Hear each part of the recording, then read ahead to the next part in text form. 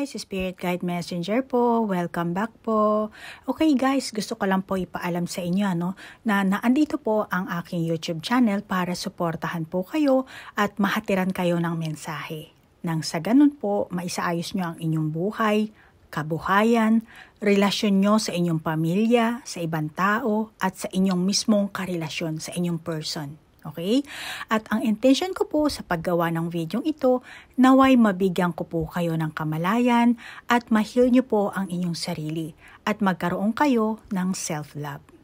Malamang yung iba po sa inyo, gumagawa kayo ng affirmation.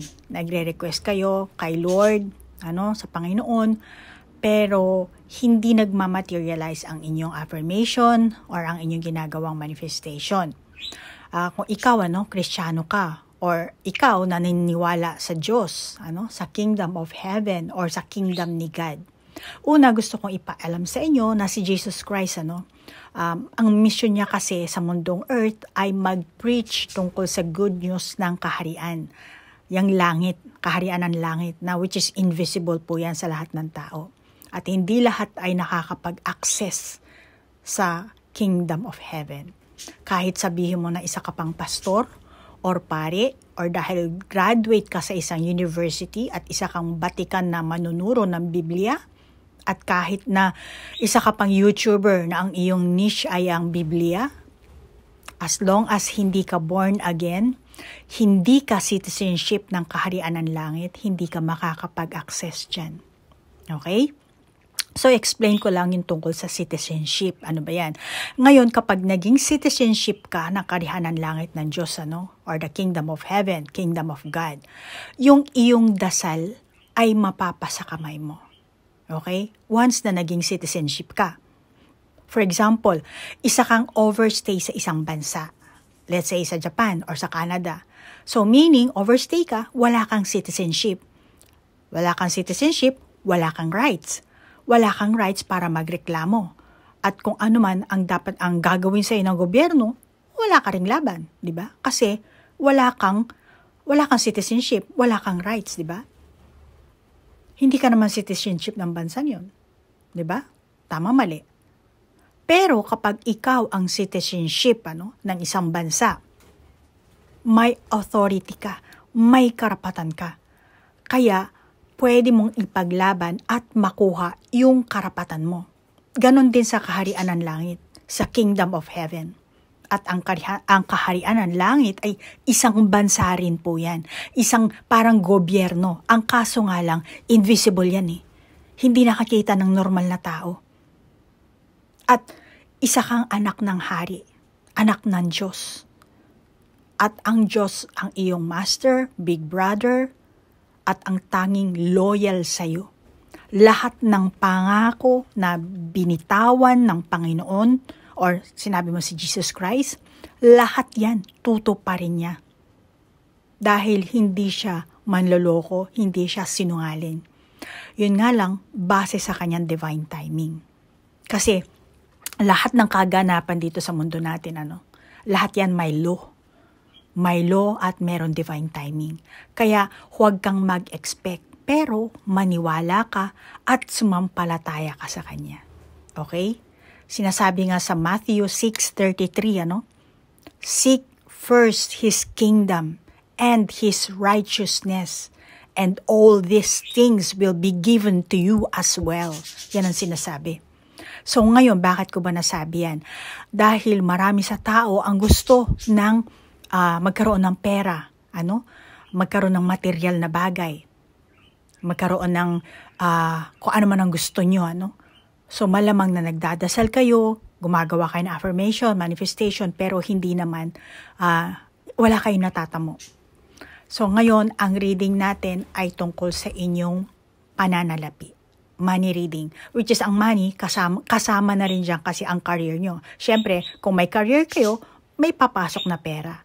So ngayon, aalamin natin kung ano ang parating this coming month of October. Okay, Aries, alamin natin ang iyong energy, pananalapi mo. Siyempre, konektado sa career, anong parating sa iyo this coming month of October. October na tayo, Kasi My God, ang bilis ng panahon.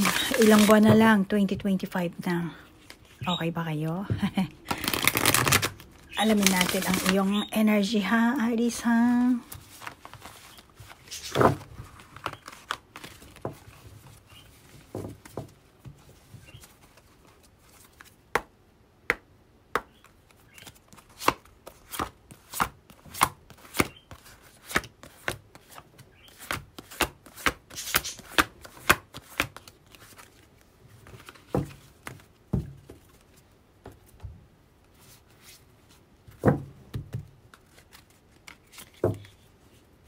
Nagliliparan. Naglalawi yung mga ibon ko sa kabilang kwarto. Buti naman tahimik.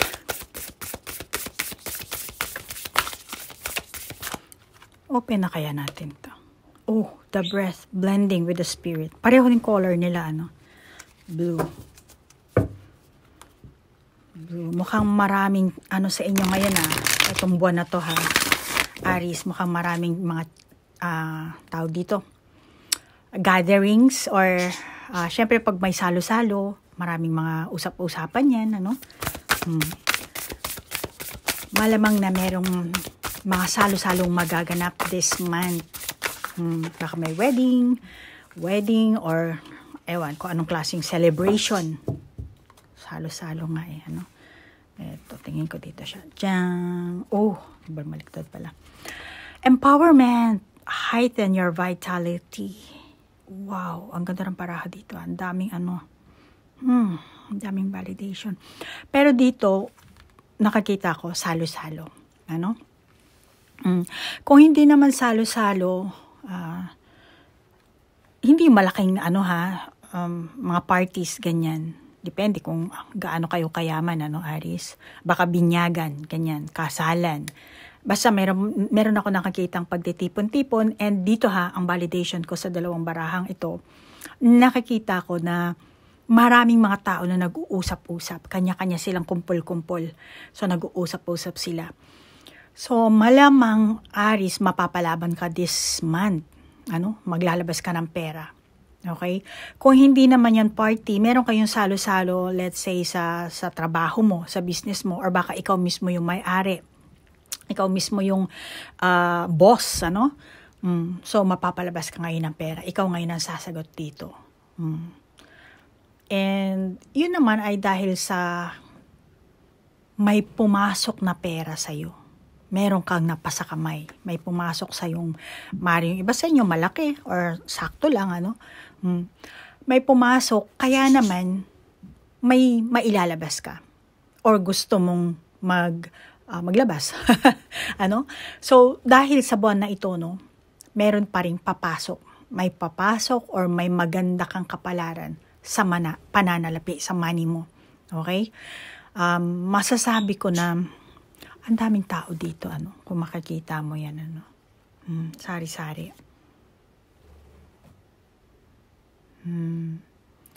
Masasabi ko na siguro maraming tao sa kapaligiran mo, Aries.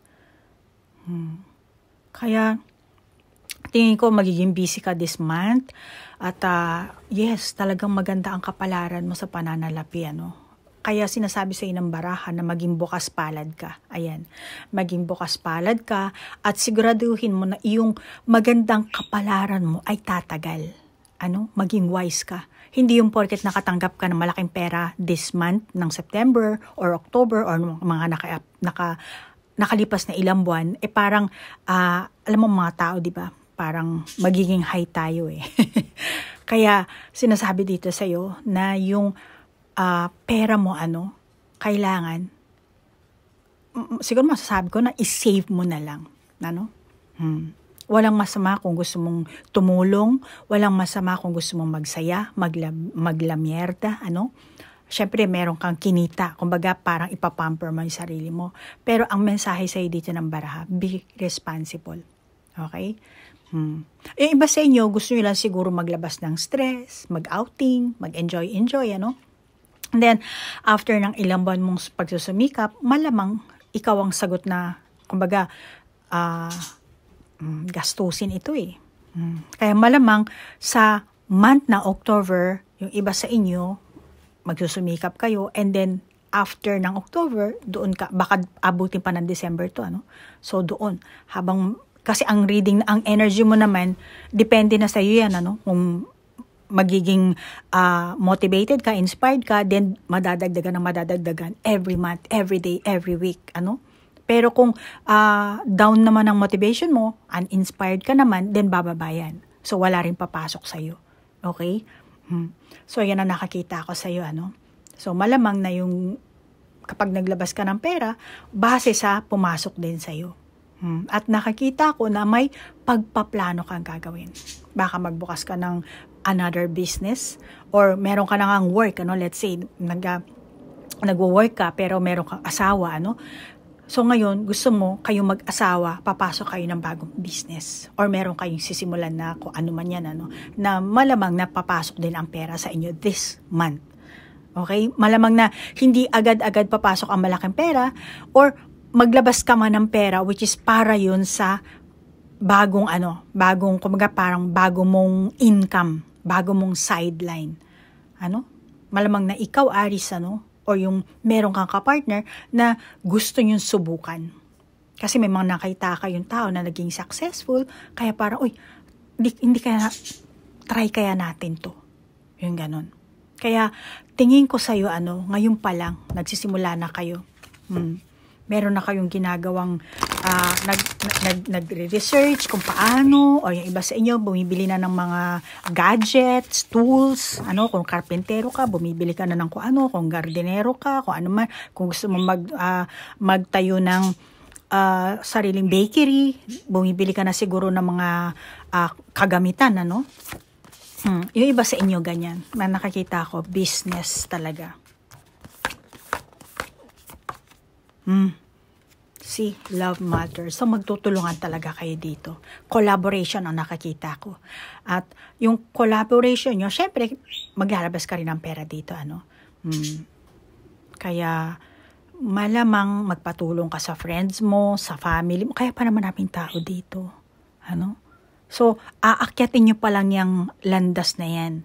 Kung kayo ang Aries na gusto nyong pasukin yung business, ano. Nakikita ko sa inyo, Aries, ano, maring ikaw or mga family mo or kung sino yung isasali mo sa gagawin mong plano or binabalak mong gawin, ano, nakikita ko na para kang isang late bloomer, ano. Parang sasabihin siguro ng mga tao, oy, Aries, marami ng taong gumagawa niyan, ganyan, ano ka na, late ka na, parang ganun.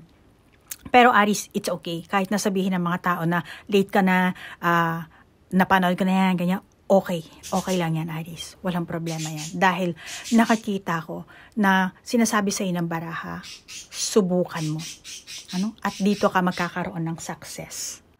Kaya, Aries, ano, masasabi ko na itong buwan ng October, magkakaroon ka ng bagong pananaw at malamang na magkakaroon ka rin ng self-acceptance. Ano? Or baka yung iba sa inyo, meron kang tatanggapin dito.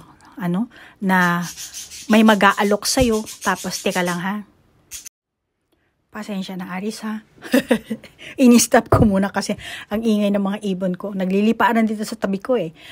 Ngayon, Aries, meron papasok sa'yo na bagong ano dito eh, na masasabi kong opportunity. Ano? At ngayon, maganda na, or siguro gusto mo rin bigyang pansin ito, no? Parang gusto mo talagang itry. Baka yung iba sa inyo, meron kayong ila-launch na kung anong business or meron kayong plano, bagong project, ano, na which is naandito ang successful, na ang success, magiging tagumpay ka dito. Yan ang nakikita ko sa'yo. Pero syempre, kailangan mo ng collaboration dito, tulungan. Ano? Kung nag-oopisina ka naman na Aries, tingin ko, positibo naman ang iyong environment. Ano? The same baraha din. Ang pagbabasihan ko dito. Nakikita ko na Aries, merong maganda kayong samahan ng boss mo, ng office mate, or mga ganyan. Kasamahan mo sa trabaho. Nakikita ko rin na merong salo-salo, gimmicks, ano? Malamang na yan, mararanasan mo yan this month, ano? At saka Aries, marami kang dapat na ipagdiwang sa pananalapi mo rin, ano? Tingin ko sa iyo, tataas ang motivation mo. Kasi, may papasok sa iyong kakaibang enerhiya, dadaloy. At huwag mo sasabihin na sarili mo, dahil sarili mong pagod, sarili mong, hindi, regalo ito sa'yo ng universe. Malamang ang iba sa inyo, nagdasal kayo ng taimtim, kaya naman iririgalo. Nag-effort kayo. Yung iba effort. Yung iba naman dasal. Pero kahit ano pa ang ginawa nyo, Aries, eto ang nakakita ko, dahil natataas ang motivation mo, syempre, doon, pag mataas ang motivation mo kasi, energetic ka, doon dadaloy ang magandang enerhiya sa'yo. Positibo ka kasi, So, more on, makakaramdam ka rin ng freedom. Bibigyan mo ng laya ang sarili mo. Malamang dahil sa pumasok sa'yo ang, itong buwan na to, papasok pa lang naman, itong month of October, So, pera ang nakakita ko this month sa'yo. Magkakaroon ka rin ng freedom.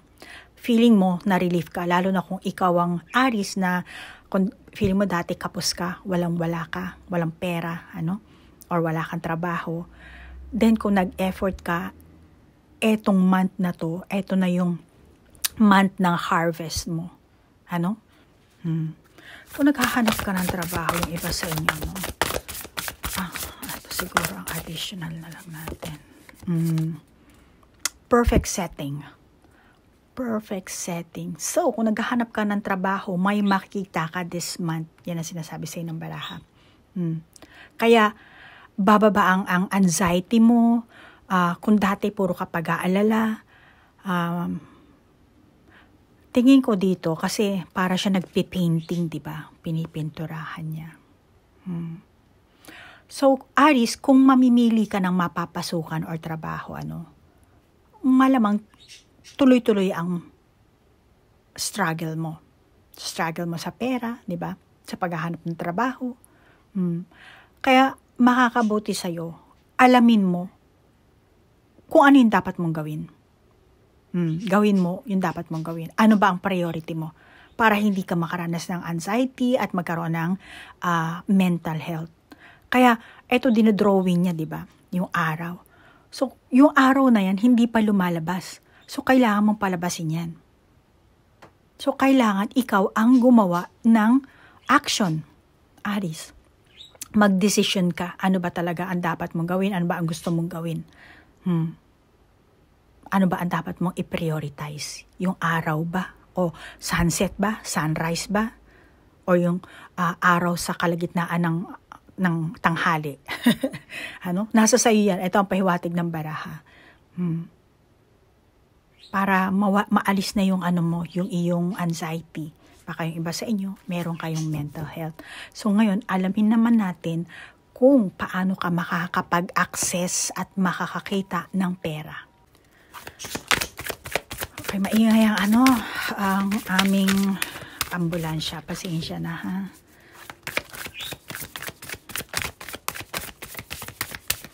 Alamin natin, Aries, kung paano ka makakapag-access. Okay, kung paano makakapag-access si Aries. Yung iba naman kung paano makakakita ng pera.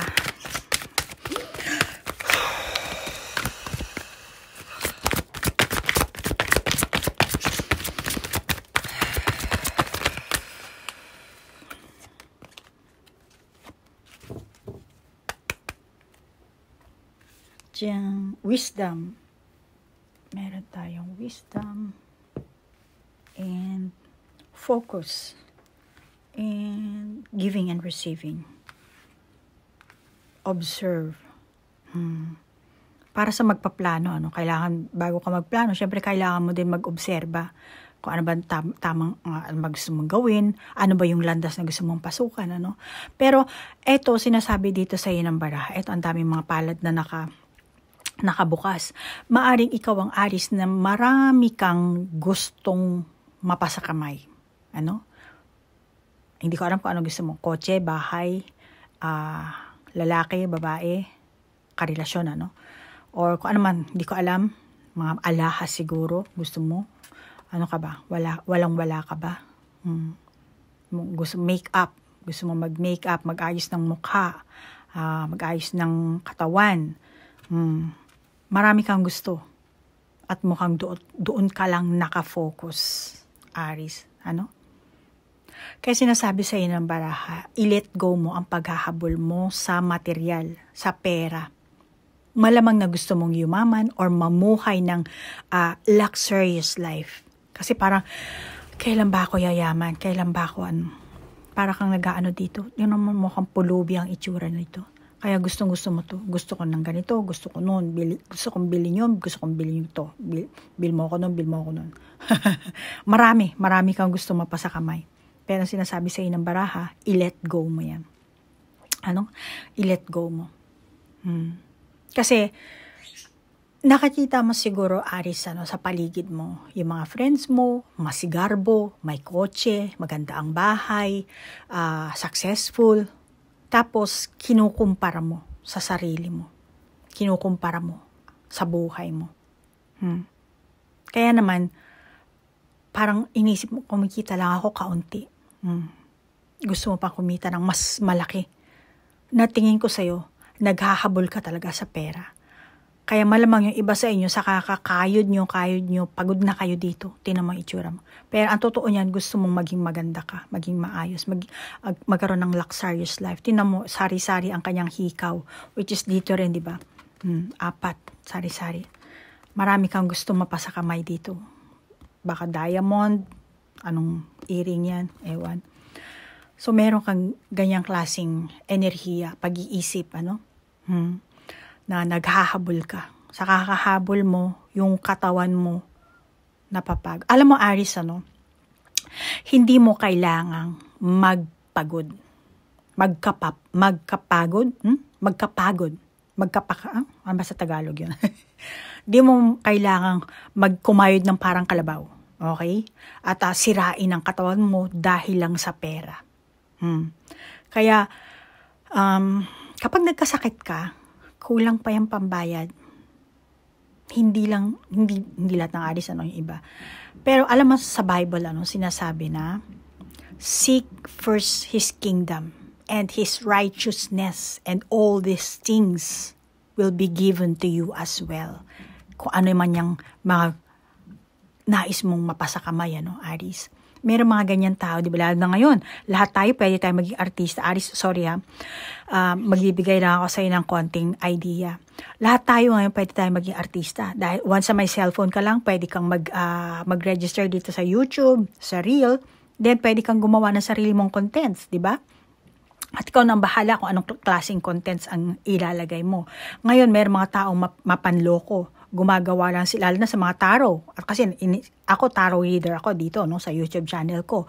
Pero hindi ito ang main na trabaho ko. Ang main na trabaho ko talaga is sa online fortune teller ako dito sa Japan, So, pag gumawa ka ng, ng sarili mong niche or content mo dito sa YouTube channel or sa Facebook, sa Reel, or kahit sa TikTok, nasa sayo yan. Pero kung madumi ang iyong hangarin, nagpapaasa ka sa tao, tapos sige, kayod ka ng kayod, kung saan ka nila namumulot ng idea. So, ibig sabihin, wala kang wisdom para galing sa Panginoon. Sarili mong pagsusumikap. Kaya ang mangyayari sa'yo, gusto mo ng ganito, gusto mo ng ganyan. Tapos, ano nangyayari sa'yo? Tingnan mo. Puyat ka. May eye bag ka na. Kasi wala yung blessing ng Panginoon sa'yo. Kaya sinasabi sa'yo dito, pasensya na kung hindi ka nagbabasa ng Bible, it's okay. Pero kung hindi ka nakaresonate, it's okay. Balik ka na lang sa susunod. Kung ayaw mo mag-subscribe, it's okay din. Walang problema yan. Ang sa akin kasi, hindi ako mag-sugarcoat sa inyo. Hindi ko kayo uutuin. Hindi ko kayo paaasahin. Kung ano lang yung enerhiya na pick up ng baraha, yun ang ihahatid ko sa inyo. At nasa sa inyo yan kung gusto nyo mag-subscribe sa akin para mabigyan ko kayo, masubaybayan yun, magkaroon kayo ng kamalayan. Magkaroon kayo ng self-love. Magkaroon kayo ng self-realization. Yun kasi ang intention ko bilang isang empleyado ng universe. Okay? So, Aris, baka ikaw ang Aris na maraming ginagawa na sabay-sabay. Yung iba sa inyo, At ang pahiwatig kasi ng baraha, kaya nga nandito, mag-focus ka lang sa iisang bagay. Baka yung iba sa inyo, may TikTok, may YouTube channel, may Instagram, may kung ano-ano. Tapos napapabayaan mo na. Or meron kang YouTube channel, tapos ang dami-dami naman, ang dami mong YouTube channel na hindi mo naman naaasikaso. Kaya ito ang sinasabi sa'yo ng baraha. Mag-focus ka lang kung ano ang gusto mo. Hindi yung sausaw dito, sausaw doon. Tingnan mo, itsura mo, sa kakasawsaw mo. Diba? Pagod ka na. Focus ka lang sa pera, gusto mong kumita ng pera.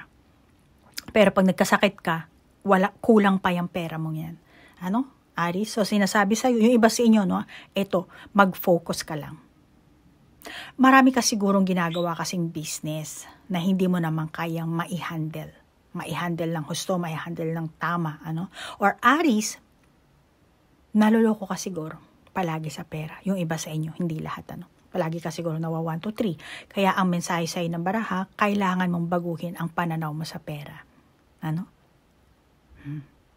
Yan ang mensahe sa'yo. Baka Aris, wala kang iniisip kundi kumita ng malaki. Magbenta ng, siguro alahas yung iba sa inyo, dahil alahas yan, di ba? Baka yung iba sa inyo, nagbebenta kayo ng alahas, tapos kung saan bansa kayo na hindi nyo na nakahandle, promise dito, promise doon, hanggang sa, baka yung iba sa inyo, naloko kayo. Meron tayong 12, 1, 2, hanapin ko lang ang 3, wala akong makita ang 3, baka 1, 2, 3, na 1, 2, 3 kayo dito. Kaya yan ang mensahe ng baraha, Mag-ingat ka na lang. Kailangan mong baguhin ang pananaw mo. Doon ka mag-focus, Malamang yung iba sa inyo sa kasamaang palad, maaari kang humarap talaga sa pagkalugi. Pagkalugi sa iyong mga pagkukunan ng pagkakunan ng pinansyal, itong buwan na to. Kaya kailangan mo talaga pangasiwaan yung pera mo.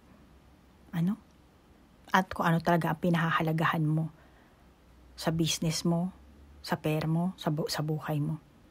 Kasi marami naman lahat mapapasa kamay mo. Yun nga lang, huwag ka nga lang masyadong maging greedy dito.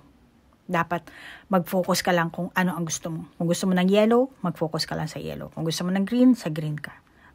Di mo pareho to, yellow, tapos green, di ba? Tapos dito parang white and blue. Wala ka nga lang violet. So, hindi pa kompleto. Meron ka pang gusto, pero kailangan mag-focus ka lang. Kung ano ang meron sa'yo. Kung meron kang green, doon ka mag-focus. Kung meron kang yellow, doon ka mag-focus. Yan ang mensahe sa'yo ng baraha, Alam mo, Aris, maraming tao talaga na nahuhumaling sa mga pera. Meron nga sa ibang bansa, meron mga doktor, Yun ang ginagamit nilang niche sa kanilang, mga vegan teacher, ganyan. Yung iba naman, mga spiritual teacher. Pero dahil nagiging in sila sa income nila, gustong-gusto nila yun, Kaya nakakalimutan nila i-balance yung kanilang everyday life. Kasi mas doon sila nahuhumaling, Lalo na yung mga doktor, Sila na nga yung doktor, sila pa yung unbalanced. Bakit? Kasi naando na sila sa pera, nataranta na sa milyones na kinikita nila. Yung iba mga vlogger. Tapos ang nangyari sa kanila, nagkaroon na ng sakit. Tingnan mo, wala na.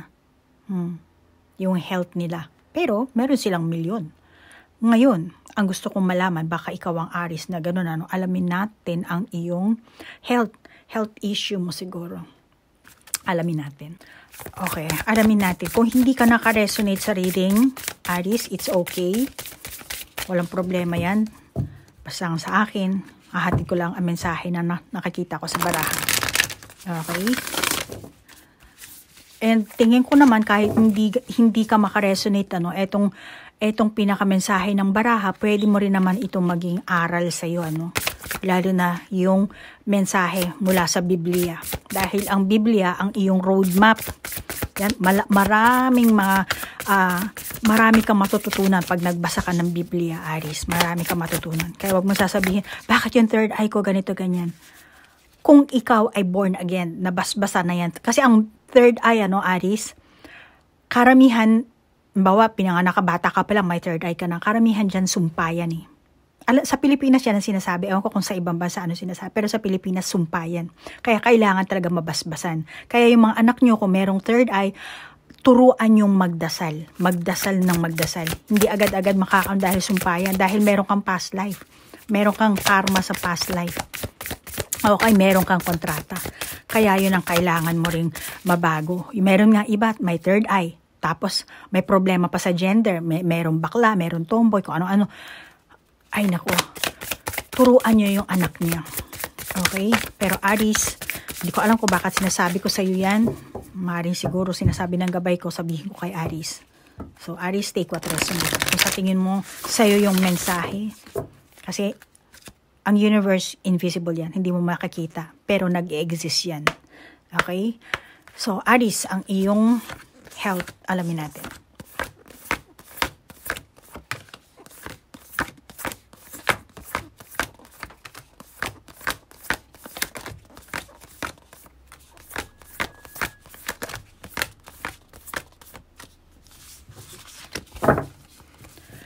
Kung ano lang yung napili kong baraha, yan na lang.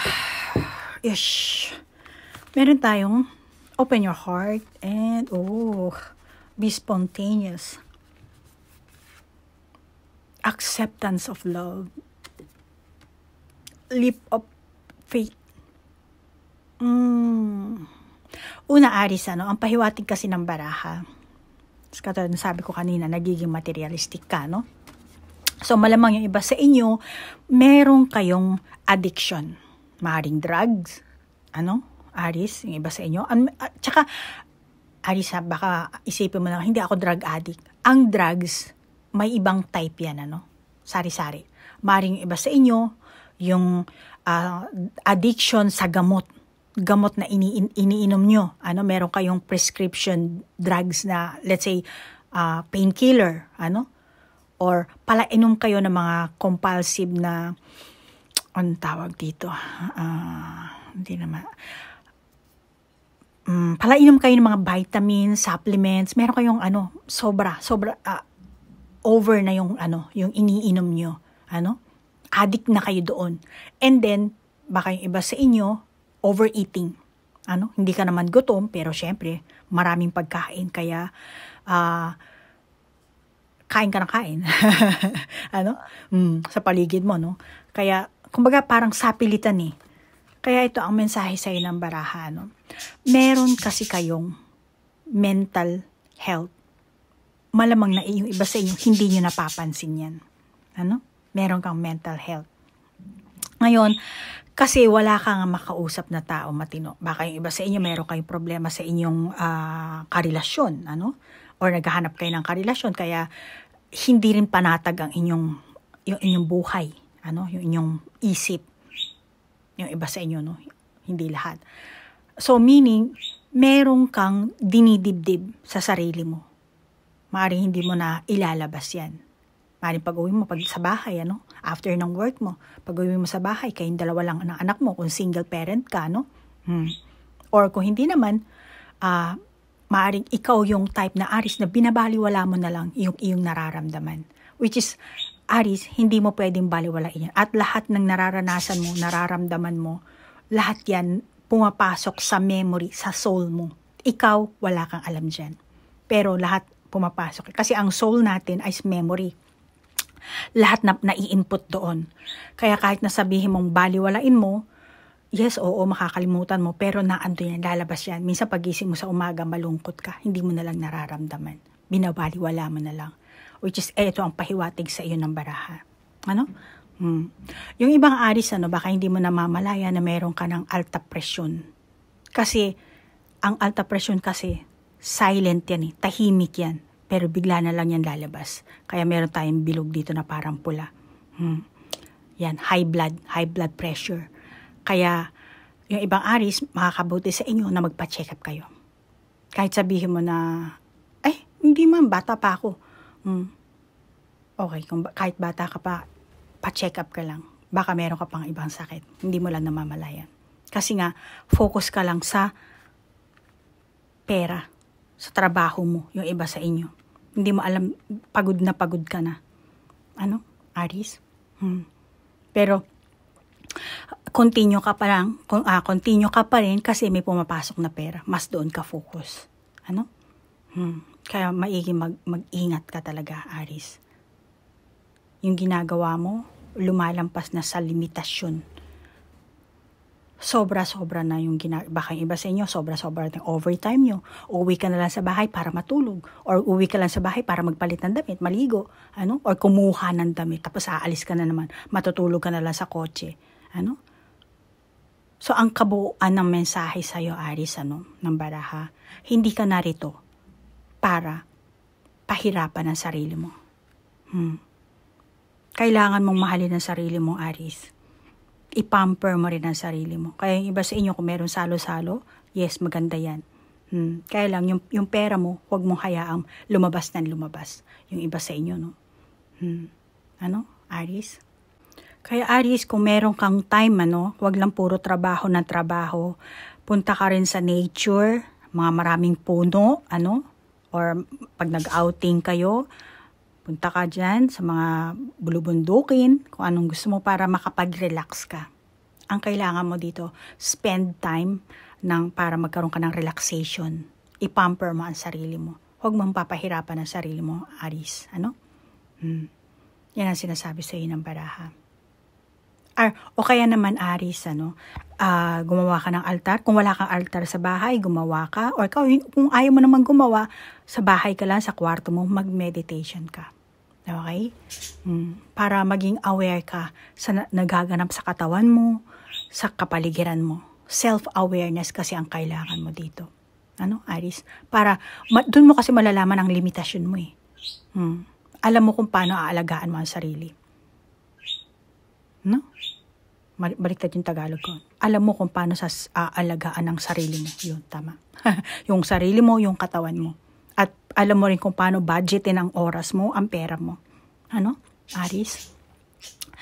Talaga, Aries, ito lang masasabi ko, huwag ka lang talaga mag-focus sa pera. Ang financial, baka sabi mo, ay, tight kasi ako ngayon, ganyan. Lahat naman tayo dumadating sa punto na wala tayong pera, pero hindi naman permanente yan. Temporary. Lahat nagkakaroon ng changes. Kahit season yan season, di ba? Dito sa Japan, 4 season. Sa Pilipinas, wala mang 4 season, pero naandun pa rin yung tag-araw, di ba? Tag-ulan, tag-init, nandyan Wala nga lang tayong winter sa Pilipinas, pero may season yan. Ganon din ang buhay ng tao. Kaya may changes. Lahat na nag-e-exist dito sa mundo natin.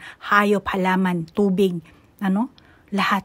Kahit yung lamesa, yung upuan, yung molecules, di ba, nag-change yan nag-iiba ang form. Lahat yan. Kaya wag mong isipin, Aries, na gusto mong i-maintain yung kita mo, gusto mong kumita ng marami, may hirapan ka, masisira lang ang katawan mo. Yan ang mensahe.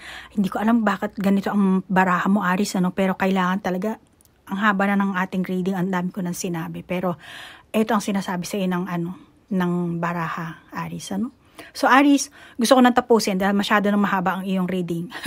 Hanggang dito na lang tayo at bibigyan kita ng prayer, So, meaning, ang parating sa iyo this October, sinasabi ng baraha na i-let go mo ang paghahabol sa pera. Okay? Yung pagiging materialistic mo. Love yourself, Aries. Okay? I-pamper mo ang sarili mo. Kaya kung gusto mo ng salo-salo, gumawa ng gimmick, yes, pero i-balansehin mo. I-budget mo yung pera mo. Okay? At gusto kong i-offer sa iyong prayer, para sa iyong financial wisdom. Okay? Bibigyan kita ng prayer. Sandali lang, kukuhanin ko yung aking bell. And also, yung mga napili ko na sa soul contract. Teka lang, ha? Okay, Aries, ito na ang aking bell. So, after na maibel ko to, mag-sign of cross ka, in the name of the Father, the Son, and the Holy Spirit. Okay? Tapos, nasa sayo to, Aries, kung gusto mong isulat, ilagay sa cellphone mo para mabigkas-bigkas mo, Ito na lang ang gawin mong affirmation. Okay? Kaysa naman sa sarili mo, mag-prayer ka na lang. Prayer. Petition. Prayer meaning petition. So, petitionan mo ang sarili mo. Okay? So, Aries, ibibel ko at mag-sign of cross ka na, ha?